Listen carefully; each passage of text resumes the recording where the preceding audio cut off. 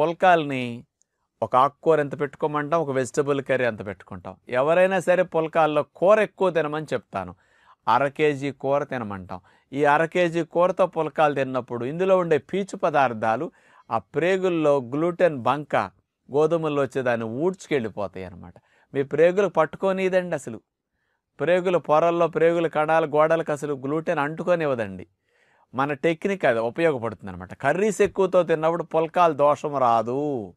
Multigrain పిండి బదులు మీరు గోధుమ పిండి అచ్చంగా పుల్కాలు చేసుకున్న 2 పుల్కాలు 3 తినేటప్పుడు, కూర ఎక్కువ తినేటప్పుడు మీకు దోషం రాకుండా ఇందులో ఉన్న పీచు పదార్థాలు అట్లా వాషౌట్ చేసేస్తాయి అన్నమాట. అందుకని అది హెల్ప్ చేస్తుంది. ఇక్కడ ఆ రిస్క్ మీకు లేదు. ఇక మనం గోధుమలు అన్నం వండుకు తిన్నా, అన్నం అసలు తినం, ఎప్పుడైనా తినమన్నా కొంచెం అన్నం పెట్టుకుని కూర ఎక్కువ తినమంటాం. ఆ దోషం మనకు రానివ్వదు అనమాట. కానీ చాలామందికి గ్లూటెన్ వల్ల ఇబ్బందులు ఎప్పుడు వస్తాయో తెలుసండి.